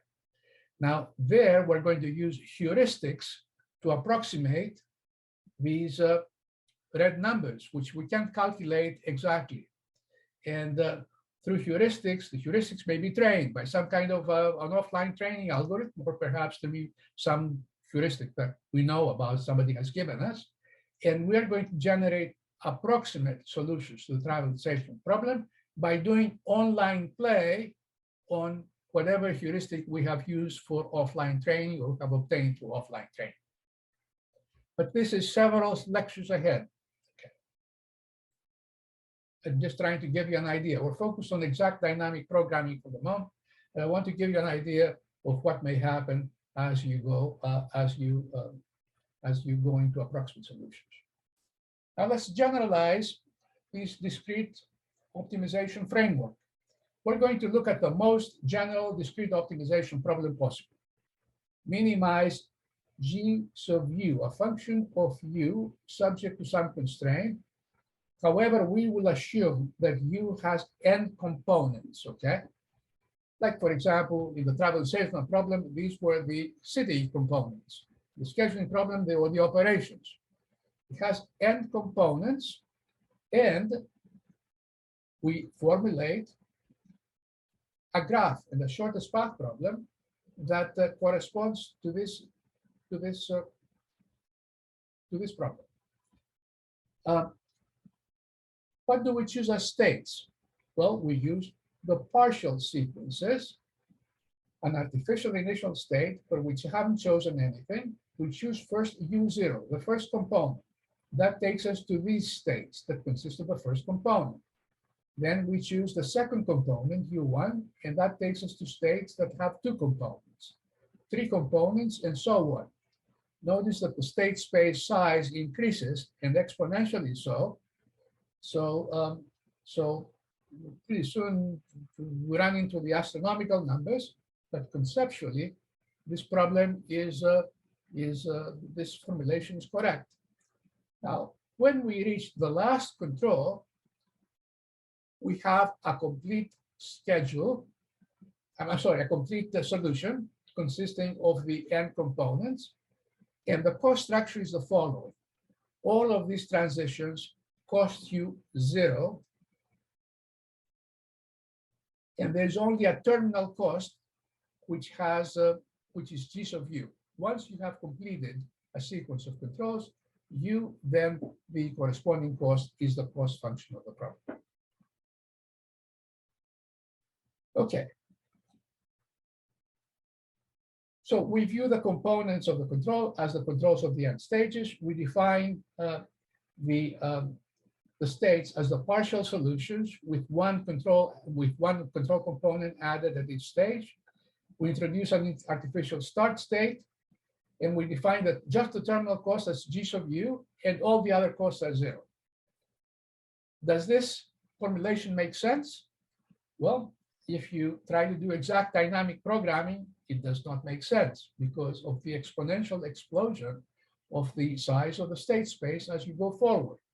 On the other hand, it often makes a lot of sense in reinforcement learning. If you try to use an approximate solution, an approximation in value space, suppose that instead of computing the optimal cost, you have some approximate cost that you have obtained through some heuristic, some neural network calculation, whatever. Then you can do this forward online play and generate quite cheaply the solution of an approximate solution of the original problem, a sequence that's suboptimal. So we're going to use this example quite a bit as we go into discrete optimization, remembering that the formulation does not make sense for solution with exact dynamic programming, but it's a good area of application of our approximate solution methods. Okay. So starting with the next lecture, we're going to consider extensions of the dynamic programming algorithm and more general problems. We're going to look at stochastic finite horizon problems, where in addition to xk and uk on the right-hand side of the equation, there's a wk, an uncertainty. The next state is affected by a random parameter in addition to xk and uk.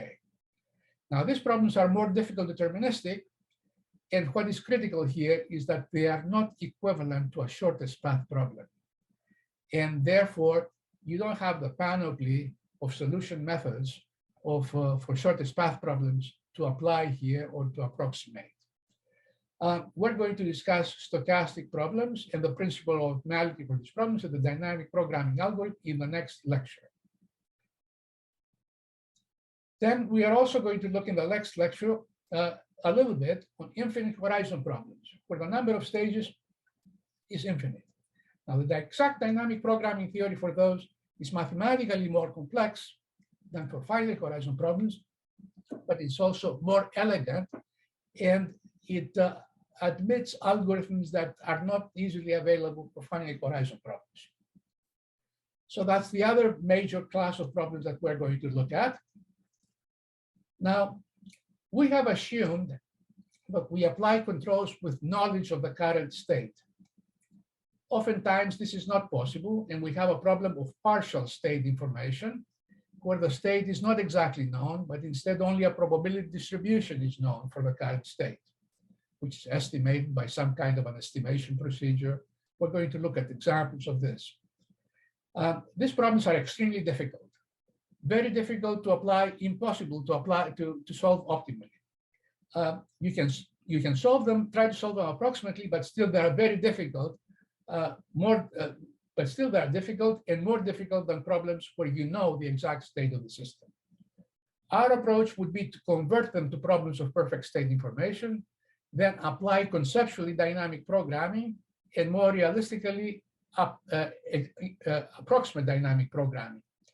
There are many, many applications involving problems like that, and we're going to consider some pretty challenging instances and give case studies and examples where we can solve this type of problem by reinforcement learning methods. This is going to happen far into the course. On the other hand, we're going to discuss the imperfect state information problems in a couple of lectures or so. Okay, now there's minimax problems where there's an adversarial opponent, game problems. The exact dynamic programming theory for those is substantially more complex. To begin with, there is no dynamic programming algorithm for Nash games, for those of you who have heard the name. For zero-sum games, there is a dynamic programming formulation. For minimax problem, there is a dynamic programming formulation. The theory is substantially more complex, yet these problems are relevant because they arise in a number of applications, as well as in games that we have looked at a little bit in the beginning of this lecture. We are not going to go into much detail on game problems. We're going to treat them lightly. Maybe half a lecture we're going to spend on those, somewhere down the middle of the course. Okay, so that's where we're headed towards in the future. Now let me discuss some organizational issues about the course. Okay, this is a research-oriented course. My objective is to help you to think about how reinforcement learning applies to your research interests. Some of you, many of you will have already started on some problem that may involve reinforcement learning. By taking this course, you're going to sharpen your understanding of whether reinforcement learning is for you and for your problem. And you may also do some preliminary research along that direction through a term paper, which is a requirement for this course, if you take it for credit, that is. There will be homework, a total of 3 or 4 homeworks, and that will count for 30% of the grade. And then there's a research-oriented term paper that's going to count for 70%. You can choose between 2 things. One is a mini research project, and you may work in teams. And you're encouraged to try to work on a mini research project. Perhaps it may relate to some research that you have already done, or it may relate to some research subject that you're contemplating. That would be a good opportunity for you to try. On the other hand, if you don't want to do that,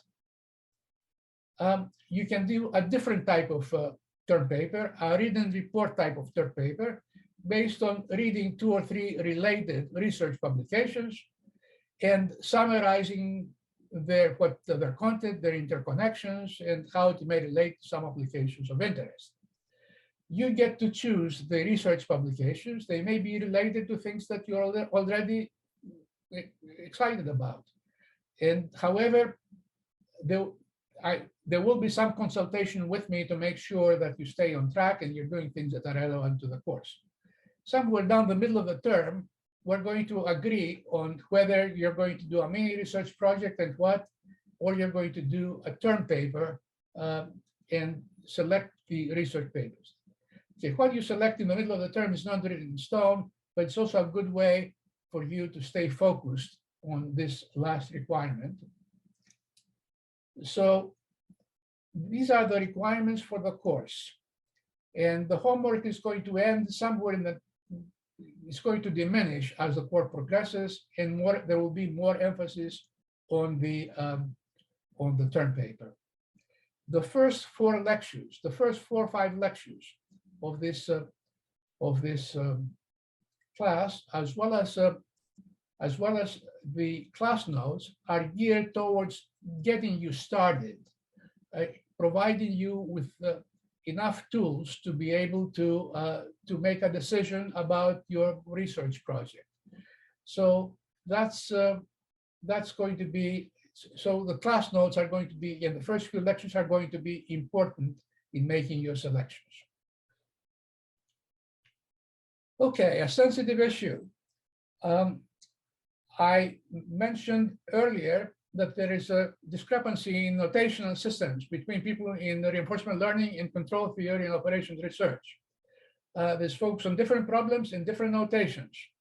And reinforcement learning tends to focus on discrete finite state problems, which are stochastic, Markovian decision problems, and use transition probabilities to describe uncertainty. Control theories use system equation notation, and this notation is useful for continuous state problems and deterministic problems. Now, whatever notation you use, I want to strongly encourage you to use the notation, the official notation and terminology of the course.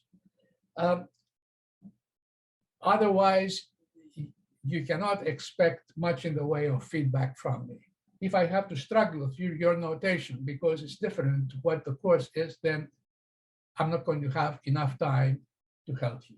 So if you want my feedback, I strongly encourage you to use the notation and the official notation and terminology of the course. This is just as it's not a rule written in stone, but it's just as an incentive for you to get used to the notation of the class.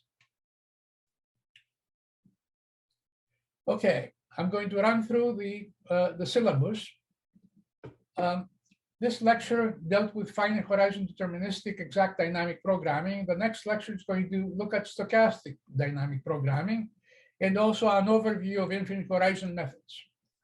The third lecture, we're going to go into examples of various problem formulations, solution by dynamic programming, and a special class of problems that's very fundamental in control theory, but also in reinforcement learning. These are linear quadratic problems involving a linear system and a quadratic cost function. Lecture 4 is going to get into approximations in earnest and the role of Newton's method. We're also going to discuss Newton's method when we talk about in this next lecture. Lecture 5, rollout for deterministic problems. 6, rollout for stochastic problems. We're going to spend a lot of time on rollout. Rollout is simply one iteration of base player to improved player. There is no policy iteration loop in rollout. There's only one iteration of the policy iteration method. These are some of the most broadly applicable and most reliable methods that you'll find in reinforcement learning, and we're going to spend quite a bit of time on them, both in the context of model predictive control and optimal and decision control, and also discrete optimization problems. We're going to spend a lecture on model predictive and adaptive control. Multi-agent systems is going to be an important subject that we're going to touch upon somewhere in the third lecture, but more in earnest somewhere around the middle of the course. And we're going to see multi-agent systems are systems where the control consists of many different components, each one corresponding to an agent, a separate decision-making entity. And we're going to simplify the calculations for these problems. If you try to do either reinforcement learning, approximation in value space, let alone exact dynamic programming, these problems can be very, very difficult to. These methods are going to be very computationally intensive and impossible to apply. We're going to discuss methods to facilitate the application of reinforcement learning methods and approximation value in value space to this type of problem. Then we're going to spend a lecture on combinatorial optimization and rollout. Then we're going to go into neural networks and approximation architectures, feature-based architectures, neural networks, training methods using stochastic gradient descent algorithms, which someone asked me earlier. That's the first time we're going to encounter gradient methods. Then we're going to, a lot of this is going to be for finite horizon problems with pointers to infinite horizon problems. With this lecture, we're going to get exclusively into infinite horizon problems and special issues of approximation in value space, algorithms like value iteration, policy iteration, and so on. Don't worry if you don't understand the terms fully at present. Variations of policy iteration. Policy iteration is going to be a workhorse algorithm for us, and it's connected to Newton's method. And there are various flavors of policy iteration: optimistic, multi-step, multi-agent, distributed, asynchronous, and so on. We're going to cover all this. Then we're going to talk about what's called approximation in policy space and gradient descent methods within that context. The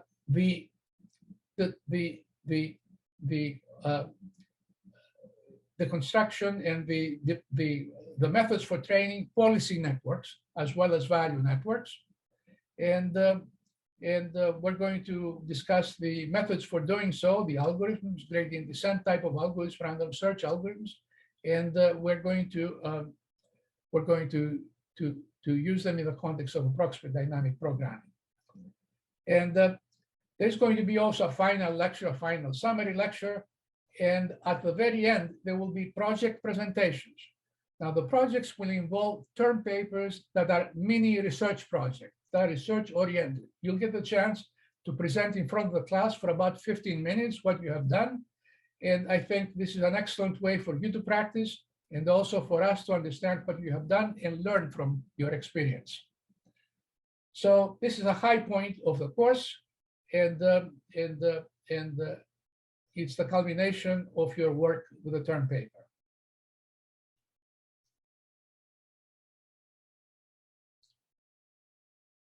Okay, one more slide. The mathematical requirements for this course are modest. There's a lot of mathematics in this area. If you're trying to do PhD research, there's a lot of math, but we're not going to go deeply into the math. We're going to just use calculus, elementary probability. You have to know probability. Without probability, you should reconsider whether you want to listen to this class. Calculus would involve things like convergence of sequences, derivatives, and things like that.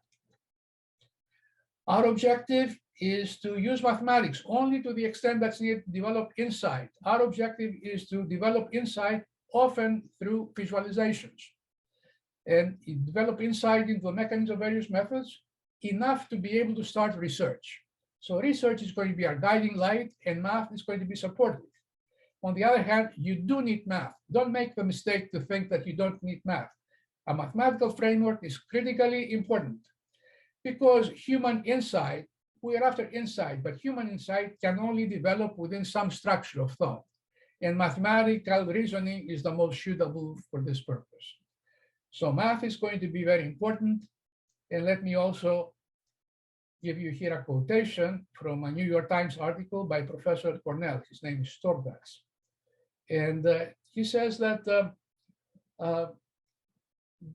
machine learning has a problem with insights. But it says what's frustrating about machine learning is that the algorithms cannot articulate what they're thinking.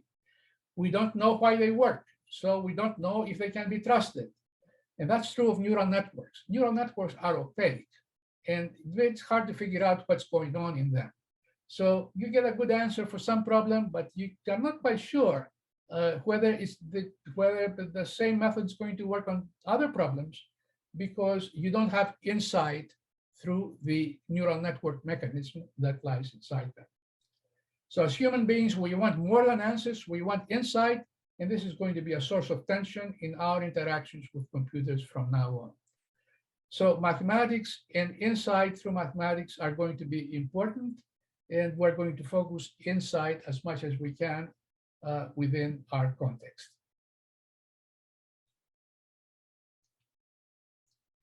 Okay, the next lecture, stochastic dynamic programming algorithm, another version to introduce Q factors, dynamic programming algorithm, Q factors, approximation in value space, and examples of discrete and continuous dynamic programming problems.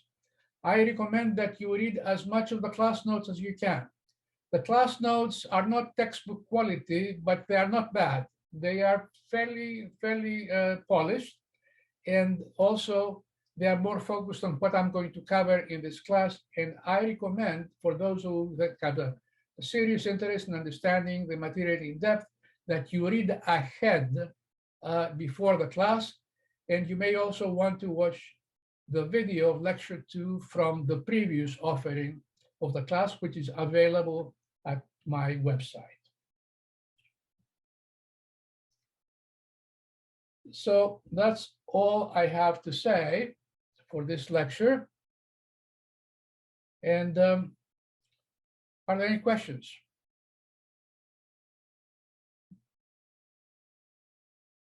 I had a question about what type of projects have people done in the past? Yes. Oh yeah, that's it. A typical project would be to take some application area, like for example, data communication networks, scheduling packets to go on various communication queues, or some problem in industrial engineering, like scheduling or routing through routing, let's say, trucks within a complicated network. Well, healthcare type of problems of scheduling the supply of blood to hospitals, or scheduling the COVID tests to people who need them. And then the problem is going to be very difficult, but you apply some kind of reinforcement learning method, perhaps rollout, perhaps something different, and you present your results. You're not expected to discover something new, but you are expected to show something that has not been done before, even if it's not very original. Of course, the more original it is, the better it's going to be. And there have been instances of students who have written papers, research published papers out of their term papers, but that's not expected from everyone. Also, if you don't feel comfortable to present, because you don't think you have done enough progress, then you can switch to a written report type of term paper. So anything, set your expectations high, but it's fine if you don't reach your expectations. But as long as you learn from it and you have something that's meaningful, and if you don't want to present at the end of the class to the rest of the class, that's fine too. Does this answer your question? Yeah, Oh, yeah. by the way, there are on the Canvas website guidelines for selecting a term paper, which you might find helpful. These are from last year, but I'm going to put also pretty soon some kind of a guide for selecting a term paper, including potential topics that you can select or resources that you can use. Oh, I see. Is it going to be available on the website or only on Canvas? It's going to be available on Canvas. Okay, gotcha. Oh, I'm the student that emailed you, so maybe I'll ask later about this guide. Yeah, I'm the student. Yeah, Asel, yeah. If you'd like to get anyone who wants to get material that's on the Canvas but it's not on the website can email me. Okay. Thank you. I do not want. I can send it to you privately. Thank you so much. Just send me an email and I will respond. Thank you. Okay.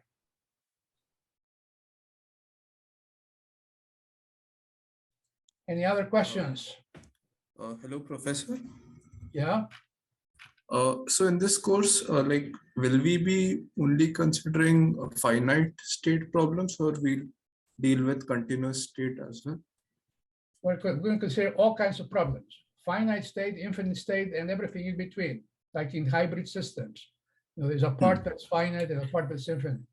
Dynamic programming is very general by its nature, and I'm going to be exploiting this generality to the fullest extent. Everything I'm going to discuss is going to have very, very broad applicability. Got it. Thank you. Professor, are the homeworks going to be like simulation based or more problem solving based? The homeworks are going to have a computational component. So I'm going to set up the problem and I'm going to ask you to experiment with some of the algorithms, usually either exact dynamic programming or approximate dynamic programming algorithms.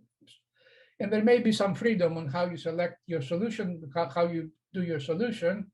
But they're going to be computationally based, and you can use any computer you want. There are no special software. The computation are going to be so simple that you can probably program them on a calculator or your personal computer without any problem. You don't need any special software packages to do the calculations. They're going to be very simple calculations. Oh, thank And you. programming also. This course is not focused on programming of any kind. It's assumed that you know how to program, you know how to compute. And what I'm going to be asking you to do is quite simple.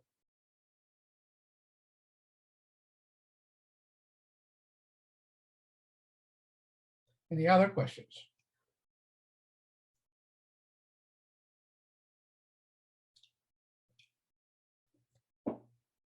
Okay, well, thank you for your patience.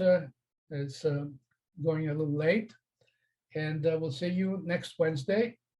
And the recording of this class is going to go hopefully tomorrow sometime at my YouTube via my website.